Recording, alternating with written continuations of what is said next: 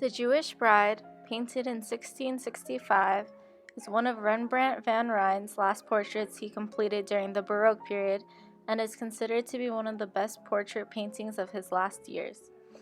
The painting gets its name from a Dutch art dealer who depicted the subject as being a Jewish father gifting his daughter a necklace on her wedding day. Although the subject matter of the painting is focused around these two figures, the identity of the two remain unconfirmed. Yet they are widely believed by historians to be inspired by two important characters from the Old Testament, Isaac and his wife Rebekah. This subject is thought to be inspired from the story in which Isaac passes off Rebekah as his sister in the Philistines, while being spied on by the king Abimelech, who Rebekah was promised to. It is widely believed that Rembrandt saw a similar situation between this biblical couple and his relationship with his housekeeper, who he was forbidden from because of financial complications with his previous wife. Instead of the painting representing a typical and authentic demonstration of a pre-wedding scene from the Bible, the Dutch artist chooses to paint a more romantic scene. This is evident in the way that the man places his hand tenderly over the woman's chest while she moves, trying to conserve her modesty, representing the movement of Protestant Reformation art. The body language of the two figures also represents a more tender, deep love, rather than a passionate and lustful affair. Rembrandt's signature and easily recognizable style is seen in the emphatic chiaroscuro and tenebrism in this particular painting.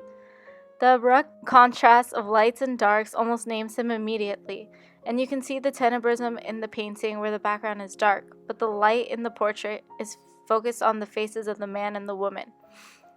His brilliant use of chiaroscuro makes the figures prominent, making them rounded, almost three-dimensional-like, and he adds a Byzantine style in the jewelry he adds to the woman. Rembrandt also had a way of capturing true emotion in his works, and reflects his own feelings in this painting. While creating The Jewish Bride, he was going through emotional trauma in his life and also in his work, and this is illustrated in the emotion of the figures. The Encyclopedia of Art Education says that he expresses this pain in the modest expectations in Isaac's eyes, almost displaying uncertainty of what the future holds, while Rebekah is thoughtful and distracted.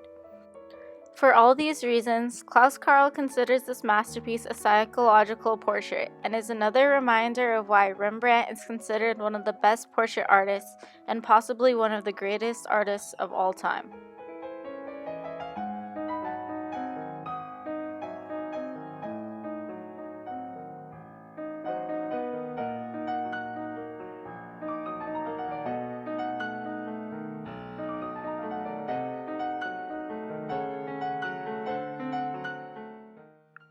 Mark Ryden is an American artist from California. He graduated from the Art Center in Pasadena and has been dubbed the godfather of pop surrealism by Interview magazine. Ryden has had a huge influence on art genre entitled pop surrealism, which removes the differences between high and low art. Ryden finds inspiration from toys, stuffed animals, skeletons, flea markets, and most importantly, nature. Ryden's The Tree of Life was hugely influenced by Giotto's Virgin and Child Enthroned. Although the subject matter may seem similar, I assure you it isn't. The subject matter depicts the coronation of Mary. The coronation shows Mary reaching the peak of the pyramid and even placing her above kings. The baby in Mary's arms is actually not Jesus, like in Giotto's painting, of course. This child is Cernunnos, which is the Celtic god associated with animals and hunting. The bees around Mary are her servants, and they are used to show her high class. The bear is associated with the denaturing of nature. Through cartoons and other non-realistic illustrations, we remove the brutality and the true nature of the world. The trees are the most important subject in this piece. They are meant to represent the proof of spiritual powers hidden within them. This whole piece is meant to show how majority of society feels more important and above nature.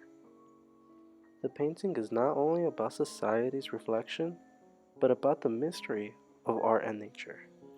Mark Ryden once stated that it is perplexing to me how some can look at these extraordinary trees and see evidence of a spiritual power while others only see a commodity. With this obsession of trees, we can observe the influence of another artist, Bernini. In Mark Ryden's Return to Nature, Holly Myers states that Mark Ryden counts Bernini's famous sculpture of Daphne among his sources for the tree show, which was a collection of Ryden's pieces that included the Tree of Life. Back to the meaning of the painting.